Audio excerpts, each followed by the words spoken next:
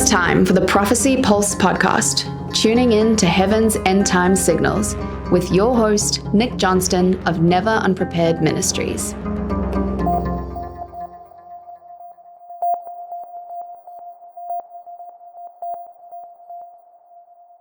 Moving to chapter 4, key books of the Bible are not in order. You make the point, Psalms, Proverbs, and Daniel demonstrate that it's not unusual for the contents of the books of the Bible to be out of chronological order. We should not be surprised that Revelation doesn't follow a chronological order. That's right. Everybody reads the books of the Bible as though this is the order that things happen.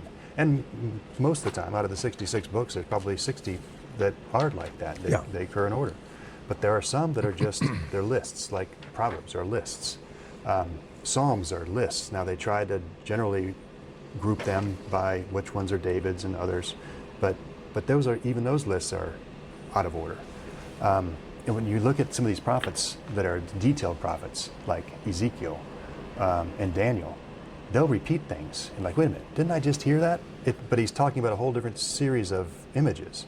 Ezekiel will go back and forth with, I'm talking to Israel today and warning them, and now I'm going right to the future. And you can't even tell when he jumps from, like Ezekiel, I think it's 28, 29, somewhere in there. He's talking about how bad Israel is and what's going to happen to him. And then he jumps into the future. And then he comes back to that, to their time. And if you don't understand that he's talking about the future, this really looks out of kilter, out of order. Mm-hmm. But yeah, they do that. And in Revelation, that's understanding that things aren't in order is pivotal. It is in Revelation. And if you are holding to an idea that Revelation is unfolding like a book, mm-hmm. and this happens first, next, it makes no sense. It makes no sense. You can't tie it together. You've got to understand that Revelation is a book of lists of things that are happening. And those lists are in order, but there's things off those lists that you take here and here and here and here. Mm-hmm. And he gives us ways to decode that. But if our mindset starting to read Revelation is that it's all in order, we'll never understand it. And that was a big thing for me because I had never understood that.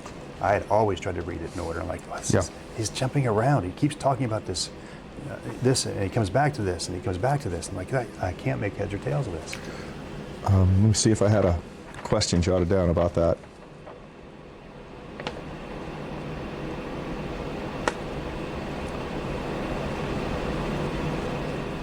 So, you describe in Revelation, it's a purposeful catalog of grouped events rather than a sequential diary. What role do the three whispering angels play as timeline anchors? Well, that's an interesting one because he talks about three angels and he describes them one right after the other, right? Well, they can't occur one right after the other because they would be telling stuff too late. Mm-hmm. So we know that because God's not going to do that. He's not going to say, wish you would have known this earlier or you wouldn't have taken the mark. That's right. But he's going to provide those warning, those messenger angels are going to give a message to the world, everybody in their own language and their own understanding, that first they're going to give the gospel. The first one's going to give the gospel. I think it's going to be early on before all this starts or soon after it starts. So everybody will have no excuse on Judgment Day. Well, I didn't know. Well, we're in the 7 years at this point. Yeah, and we're within those 7 years. And then he's going to send one talking about the don't take the mark. But if you read when he occurs, when that third angel occurs telling you not to take the mark had already started a chapter before. Mm-hmm. It's like, wait a minute, how many millions will have taken the mark before they understand you're not supposed to take the mark? Yeah. And I'm talking about not Christians, I'm talking about people who aren't Christians, have never read anything about taking the mark of the beast. Right. They're given an opportunity, a warning to say, don't take this, God says don't take this. And that warning has got to be at the proper time. So we know it's not where it occurs in Revelation, it occurs before. That's just one of the lists. So that's a list of things. So what he did on there is he said, okay, during my vision, and I can't imagine how detailed this vision was. No. Well, and I believe he was there too. I saw 3 different angels fly at 3 different times. But the first angel that flew early on was this one that gave the gospel. The next angel I saw, middle of the time period, was this angel that said, Babylon is fallen. And then the final angel, near the end, said, don't get the mark of the beast. So he just grouped all those angels that he saw at different points in one list. He did the same thing with the trumpets. He kept them in order. This is the order they're going to fly, but it's not at the point in the sequence that they're going to fly. So that's why I say it's a catalog of lists. The catalog of lists of the trumpets. The third trumpet is not going to happen before the first trumpet. So they're in the order of what's going to happen. But there's going to be events between those and the first trumpet, the second trumpet, the third trumpet that are described later. So we're supposed to take, and we're given decoding information, and I'll talk about that. That's why I called it eavesdropping on heaven. We're given the information of how to pull those things off those lists in the right order. We never change the sequence. In other words, the 3 never comes before 1, but 1 doesn't, 2 doesn't come right after 1. Something else happens in the middle there. Right. So. One of the key discoveries I think you pointed out was in the language of the original texts, the word for "and" is key versus an interpretation "and then." Yes. So "and" implies this happened, and this happened, and this happened, whereas if you were to interpret it "and then this happened, and then this happened, and then," that's a sequence versus just a list. in many places in the text. That's right. We're just a list. That's right. And that was where I found that is looking at the different translations and of the same verses and seeing that they were so different in my understanding of them. And it really gets back to the word kai and about 200 plus, I think it was like 267 times in Revelation, it's used as and. But in the and I think about 14 times he uses it. He says and then tells you this happens and then this happens. But interpreters, the different translations will interpret kai as and then or Yes. then, and that's, you can't really blame them because they have a mindset of, okay, I believe this is the way Revelation is going to happen, and because when you're interpreting from an old language, you have to understand the context, and in their mind, they've created a context that they think this is going to happen, then this is going to happen. So they've added those words. So you really have to compare translations, and some of the oldest ones are the best. The newer ones, they've got this understanding that we're going to be raptured right away, and so they'll add these time markers. Yes. and then. No, that's not what They've it added said. that. They've added it because of the context they believe, To make it make sense. to make it make sense within their mindset. Preconceived notions. That's right.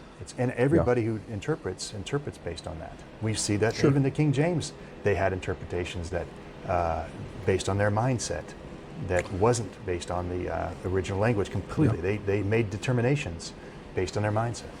Full disclosure, you even mentioned that you had preconceived notions of how this was going to unfold, and that was one of the things that caused you to go so deeply into all of this analysis, is because it just didn't make sense. That's right. What you were reading didn't make sense with your preconceived notions. When you got into the Word, it didn't line up. That's right. Chapter 4 also references the Olivet Discourse. Tell me a little bit about the Olivet Discourse and how it's integral to interpreting end-time Scripture. This is Jesus telling three of his disciples what is going to happen. We call it the Olivet Discourse because he's not preaching. He's not a sermon. It's not a Sermon on the Mount. It's a discourse. He's discoursing with a couple of his disciples On the Mount of Olives. on the Mount of Olives, and he had just left the temple, kind of discouraged with what he had been faced with there, and he's on the Mount of Olives, and one of his disciples tried to cheer him up, apparently, and said, hey, look at this great temple. Isn't this marvelous? And Jesus said, you see this temple? I'll tell you that not one stone will be left on another. And they see this over 100-foot tall building that's just magnificent, the most magnificent thing in that part of the world, just recently completed by Herod. And they're flabbergasted. They're like, tell us when these things are going to happen. And so Jesus tells us the main cornerstones of things that are going to happen. This is Matthew 24 and 25 is the biggest, the most detailed of the Olivet Discourse. Now Mark in chapter 13 gives us a more abbreviated version, and then Luke in chapter 21 gives us a little bit less abbreviated. But Luke, I love Luke because Luke wasn't there. Well, Mark probably wasn't there either, but Luke wasn't there. He got it from interviews, and so people that were there. What did you say? And he, as a very detailed person, said, okay, tell me this, and he got a couple things that they didn't get. So in the back of my book, I give a paralleled each of the sections of the Olivet Discourse between Matthew 24, Mark 13, and Luke 21, and you can see how each of them captured a little different thing. And that's the beauty of the Gospels, and those specifically are the Synoptic Gospels, the ones that are very similar. And it's interesting that they capture little different nuances, like Luke captures. And when you see these things, when you see what I'd say is the sixth seal, look up where everybody else is fearing and trembling and trying to crawl into holes. He says, look up because your redemption draws near. God is returning. So I love that and then we see that in the Gospels, and that when something's repeated in more than one Gospel, that's important. When it's repeated in 3, that's real important.